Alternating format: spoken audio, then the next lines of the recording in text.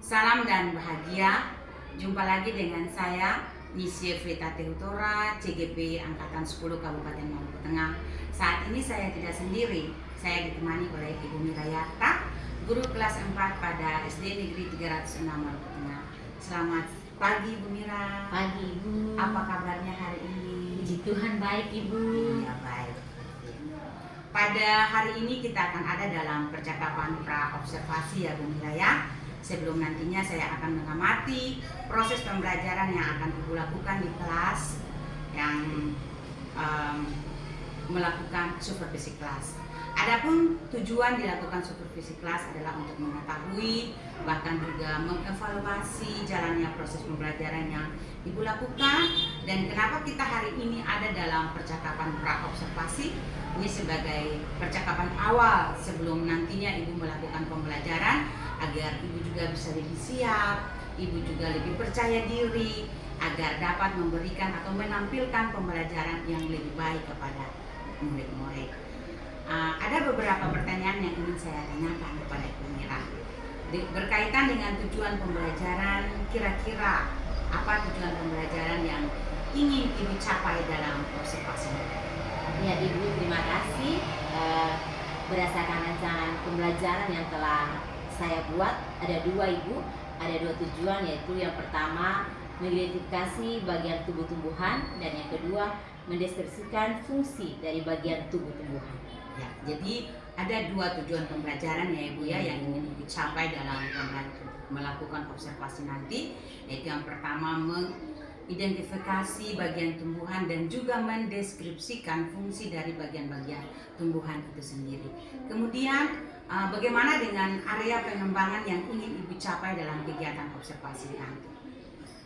Ya Ibu, untuk dari segi pengembangan ada dua, yaitu pengembangan pengetahuan dan keterampilan, di mana untuk pengetahuan yaitu mengidentifikasi apa saja yang merupakan bagian-bagian tumbuhan, sedangkan keterampilan itu siswa menjelaskan fungsi dari bagian tumbuhan tersebut Ibu. Ya, jadi untuk area pengembangan yang ingin Ibu capai itu juga ada dua aspek. Yang pertama aspek pengetahuan dan yang kedua aspek keterampilan. Selanjutnya Ibu, saya ingin dengar apa rencana pembelajaran yang ingin Ibu terapkan nantinya saat observasi. Mungkin penggunaan strategi pembelajarannya kah, atau model pembelajaran atau metode yang Ibu gunakan? Iya Ibu, untuk strategi pembelajaran yang saya gunakan adalah pembelajaran berdiferensiasi berdasarkan kesiapan belajar siswa yang diintegrasikan dengan pembelajaran sosial emosional. Kemudian saya akan membagikan mereka dalam beberapa kelompok sesuai dengan keterampilan dan keaktifan siswa.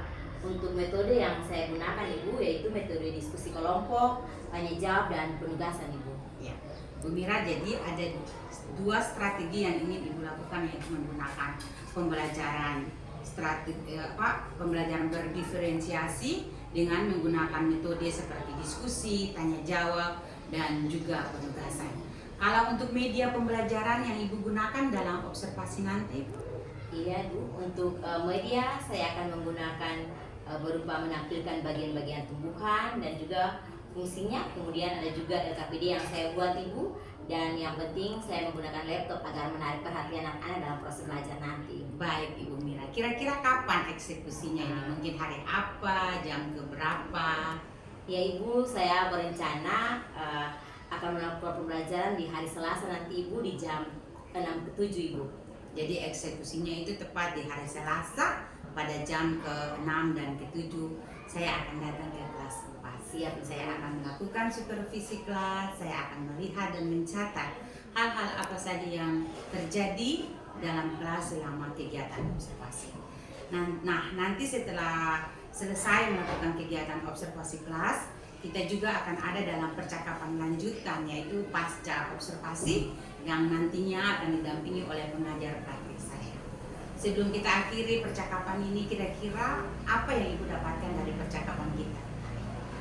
Yang saya dapatkan dari percakapan kita di hari ini adalah saya mendapat suatu gambaran Ibu, bagaimana nanti saya ada dalam observasi. Nanti Ibu telah memberikan gambaran, otomatis saya sudah punya gambaran lebih Ibu.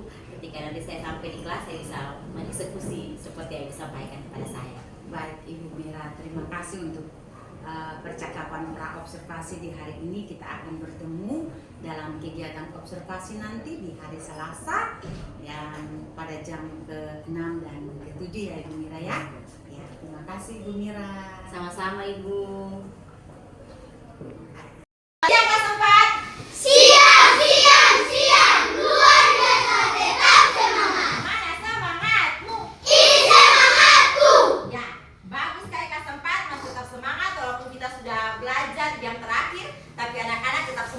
Menerima pelajaran. Nah, di hari ini kita akan belajar mata pelajaran IPA tentang bagian-bagian tumbuhan.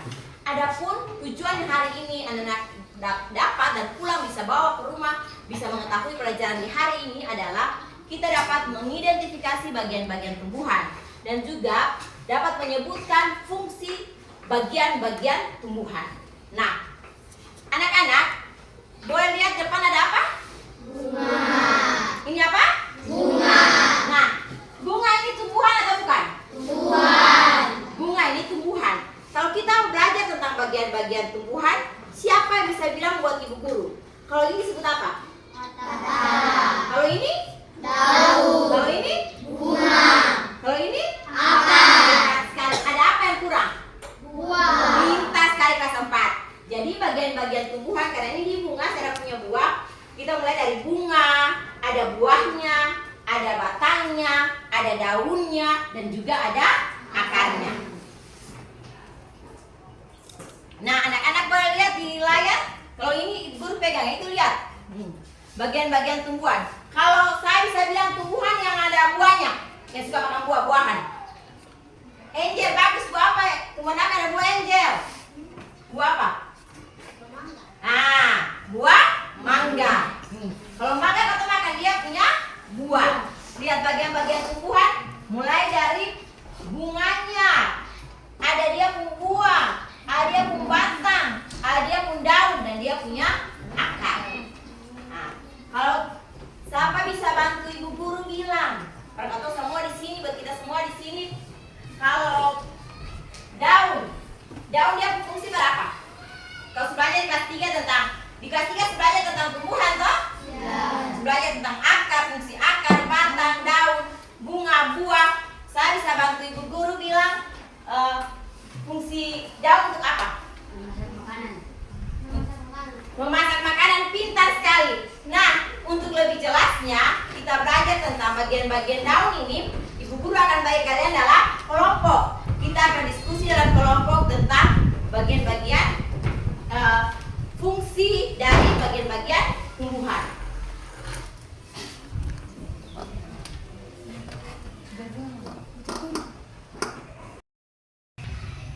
Selamat siang. Jumpa lagi dengan saya Michelle Tentora, CGP Angkatan 10 dari Kabupaten Maluku Tengah. Hari ini saya tidak sendiri, saya ditemani oleh Ibu Mira Latka, SPD, dan juga pengajar praktis saya Pak Andrea Makatita yang ditugaskan sebagai pengajar praktik pada guru penggerak Angkatan 10 di Kabupaten Maluku Tengah. Selamat siang Pak. Apa kabarnya Ibu Mira? Puji Tuhan baik Ibu Mira. Ya, dalam percakapan pasca observasi di saya hari ini, saya akan menanyakan beberapa hal terkait dengan proses observasi yang sudah saya lakukan bersama dengan Ibu yang di kelas sebelumnya. Nah, bagaimana perasaan Ibu terkait observasi yang sudah Ibu lakukan? Begini Ibu, jujur Ibu, kalau ini merupakan pengalaman pertama bagi saya, jadi pasti saya merasa ada gugupnya. Tapi puji Tuhan semua bisa berjalan dengan lancar. Tadi Ibu katakan ada sedikit gugupnya, tetapi puji Tuhan bisa berjalan dengan lancar. Dapat Ibu ceritakan kira-kira area pengembangan apa saja yang sudah Ibu lakukan, kemudian langkah-langkah atau tahapan-tahapan yang Ibu telah lakukan dalam observasi? Ya Ibu, untuk tahapan yang pasti saya membuat perangkat pembelajaran. Dan untuk area pengembangan itu area pengetahuan dan area keterampilan. Yang mana untuk pengetahuan itu saya mengidentifikasi bagian-bagian tumbuhan dan fungsinya. Sedangkan untuk area keterampilan itu siswa menuliskan bagian-bagian daripada tumbuhan itu. baik Ibu jadi ada dua pengembangan terkait dengan pengetahuan dan juga keterampilan. Nah, menurut Ibu, apakah area pengembangan yang Ibu sebutkan tadi itu ketika dalam observasi itu diterapkan sudah maksimal atau belum? Puji Tuhan Ibu, semuanya berjalan dengan baik, tapi saya merasa ada kekurangan atau ada kendala-kendala kecil Ibu. Semuanya bisa berjalan dengan baik, namun tidak terlepas ada juga kendala-kendala yang terjadi selama proses observasi berlangsung. Kira-kira adakah kekurangan-kekurangan atau kendala yang Ibu hadapi itu seperti apa sih? Mungkin kekurangan dan kendala yang saya hadapi tidak berbeda jauh dengan guru-guru yang lain. Yang kendala yang saya hadapi ketika dalam proses pembelajaran itu, anak-anak ada juga yang memperhatikan dengan baik, tapi ada juga yang dia kayak tidak fokus dengan saya.